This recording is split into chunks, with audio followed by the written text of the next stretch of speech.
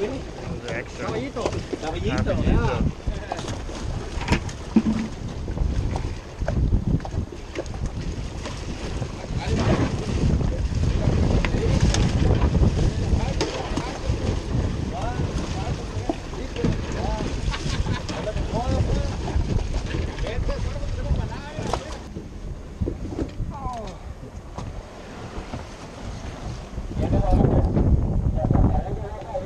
Sorry.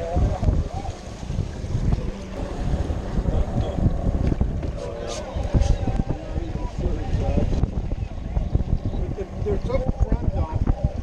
The second thing.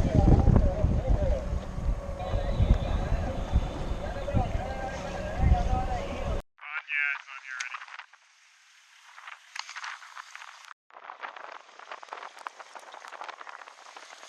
Hand line trigger. Look, you can see the needlefish right here. See him?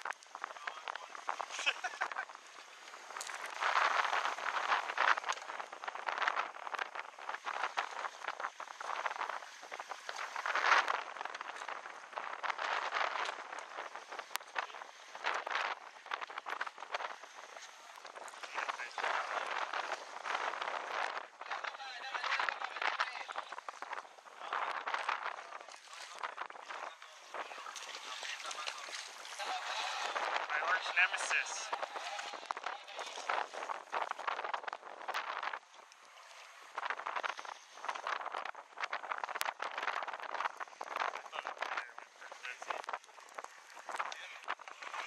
Sierra.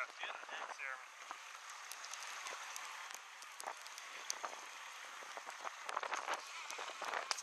Is that my line? Yeah, I think so. Something went after your bait too. This is good for eating, right? This is what they said is in the harbor.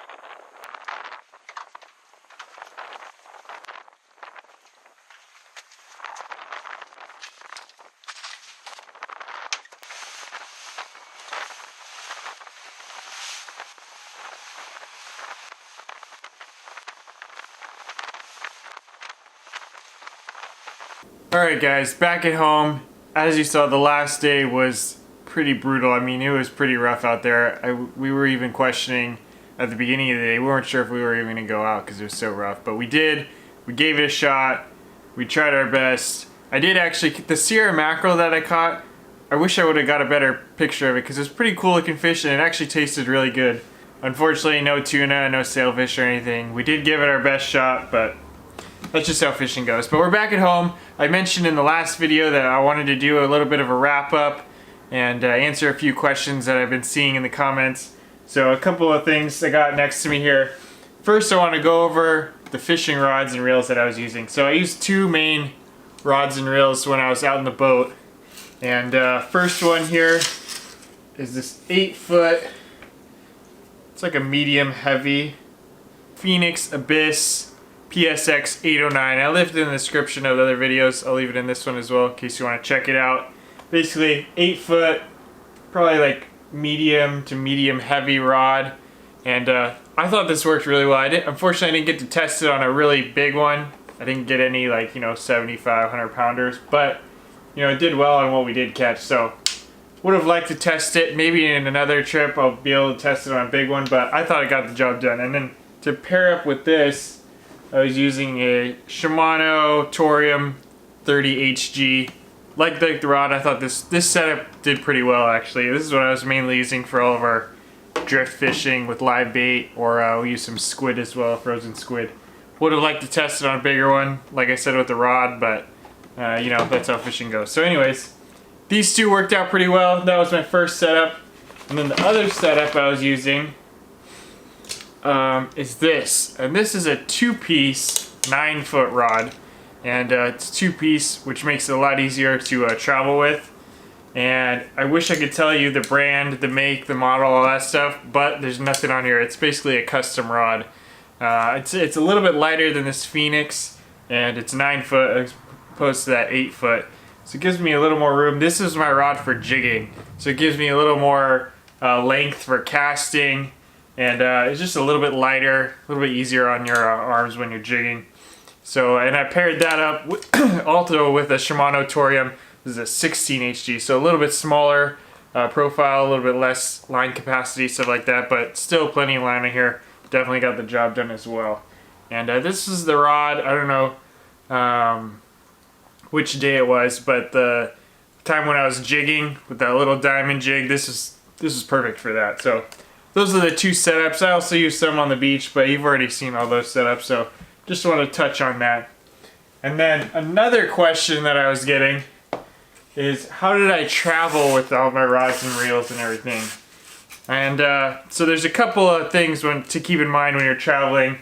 One is, for this trip, for me, I'm traveling for fishing, I'm traveling for filming, and I'm traveling to bring back fish. So with all those things kept in mind, we are a little bit limited on what we can do. So I brought 3 items. I got my backpack, which had all my camera gear, some fishing gear. I didn't bring that much fishing gear, but what little gear that I did bring, I brought in the backpack, and some clothes.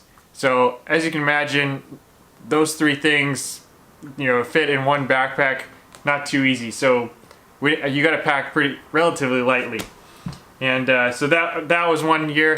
My other thing that I brought was an ice chest, and this is a 50 quart ice chest, I believe.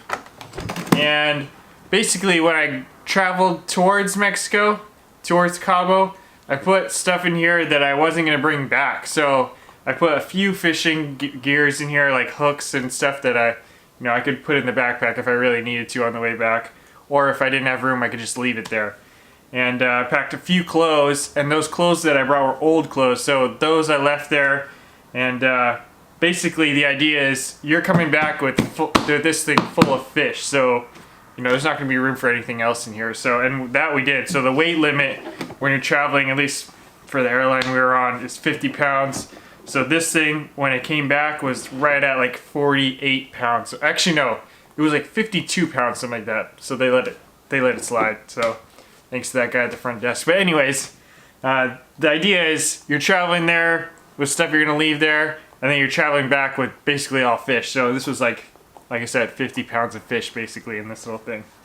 And another thing to keep in mind is when you're traveling, everything that you bring there, they're gonna open up, when you're on the plane. So the ice chest itself, it's got a latch on it here. This is actually an aftermarket latch that I just put on here. But anyway, it's got a latch, but just the latch alone is not really good enough to keep it closed for the entire trip, because they're gonna be throwing this thing around, and you never know if it opens up, all your fish flies out. You can't really trust those guys to put it all back in the way you wanted it. So what I did was I took some duct tape. I taped one on each side, one piece on each side, and a couple on the front, just to give it a little more security. And then also make sure that duct tape had a little tab on it, basically, so they could take it off, open it up, and then when they close it back up, that duct tape would go back on without any issue. And in fact, if I were to do it again, which I hopefully I will do it again, I'd probably get one of those straps, like a buckle, where I can just strap it all the way around the ice chest, buckle it, and then that'll keep it shut. And then when those guys want to come in and open it, make sure I'm not, carrying anything illegal, they'll be able to unclip that, open it up, check it, and then they can clip it back. So that's one thing I would do differently next time. So that was the ice chest. And I did get one question about how we kept the fish. So basically, one of us, there was 6 of us going on this trip, one of us brought a vacuum sealer. And if you don't know what that is, basically it's a little machine that you can put your fish in, that'll take out all the air and seal it up, basically like the fish you buy in the store. And it enables the fish to last longer, it saves some room in your ice chest. So it's actually a really useful tool if you plan on catching fish and saving it to eat or to give to friends or whatever. Highly recommend the vacuum sealer. It's definitely a must have. But anyway, besides that, we wrapped all the fish up in saran wrap, vacuum sealed it all there, froze it. The hotel that we stayed in had a freezer that we were able to use, so that was clutch. We put it all in the freezer, and at the end, we divvied it all up evenly so we each take home about the same amount, and threw that in here. So anyway, that's the fishing, the fish cleaning, and then one other question just probably the most popular question that I got was how did I travel with my rods? And definitely a tricky thing to do. So like I said before, I had this 2-piece, which makes it a little bit easier to travel with, but I did have one rod that I really wanted to bring, and this Phenix 8-foot. And being that it's 8 feet long, which is a little bit longer than most tuna fishing rods at least, makes it a little bit tricky. And one thing I would do is always wrap your rods in this rod socks. It just gives you a little bit more protection against, you know, getting banged up, stuff like that. So do that, and then in order to bring them on the plane, and this is our third bag, or second that I checked in, the backpack, which is a carry-on, the ice chest was a check-in, and then a second check-in was this guy right here. And basically what this is, they call it a rod bazooka. Basically it's just a giant plastic carrying case for your rods. And this one in particular, I'll definitely leave it linked in the description below. The reason I got this one is the only one I could find that would carry rods of 8 feet long. And I think actually it would extend up to 108 inches or something like that, which is about 9 feet. So I could have taken even a 9-footer probably. But anyway, this is all the other rod cases that I saw on Amazon were like 7-foot max.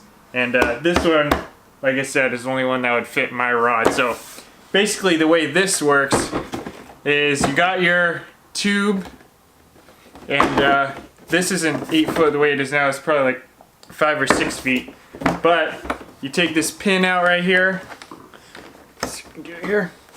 Okay, take this pin out, and then this will extend as long as you need. And then this top of this just pops right off, and you can slide your rods right in through here. And another thing to keep in mind is you don't want to just throw your rods directly in here, you know, and they'll be loose, wobbling around all over the place, because obviously this is going to get thrown around as well. One thing that I did, first you take off all the reels to your rods and put that under carry-on, because obviously those are expensive, probably your most expensive thing that you're carrying, and it's best to keep that by your side. But anyway, so I took all my rods, wrapped them up, and tied them together with a piece of string, so that way they wouldn't rattle around. And then after that, wrap them up with towels, and actually I wrapped it up with some clothes that I was going to wear as well, just to save a little bit more space. And then after that's done, then I threw them in here, you know, all wrapped up and everything, so that it's pretty tight. I mean, if I were to shake this, the rods wouldn't rattle around at all, which is basically what you're looking for. And that way, when they throw this thing in the airplane and then throw it on with the other check-in bag, your rods don't break. So definitely a few things to keep in mind there. And I thought it worked out pretty well. I mean, it's my first time traveling with rods. But like I said, if you've got anything longer than 7 feet, this is basically, as far as I know, your only option on Amazon. So I'll leave this one linked in the description below. So if you have any other questions, something that you didn't think of earlier, feel free to leave them in the comments below. I'll definitely check all the comments and answer them like I always do. Just wanted to give one final thanks to all those guys that brought me along with them. They've all been before, so they were kind of showing me the ropes. They basically showed me what to do, and brought me along with them. So thank you to those guys, and thank you to all the guides that we had. I mean, those guys, we have good guides here in California, and all the, you know, fishing trips that we go on here. But those guys, it's just a different style of fishing, I guess, that I'm not used to. So no fish finder, no GPS. They barely even have a radio. One day the guy didn't even bring the radio. I guess he forgot it in his car. But basically, no technology, and it's just you with the boat out there on the water. And for those guys to be able to find the fish without any of those things was pretty impressive. And they definitely work hard for it. So thanks to those guys as well. They probably won't watch this video, but just in case, if you're out there, Javier or Daniel, thank you guys.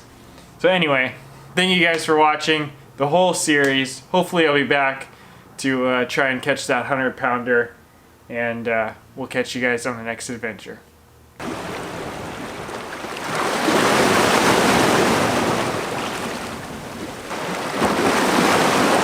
Still can't get over how warm this water is. 81 degrees right here. That's the average temperature, so some of it's even warmer.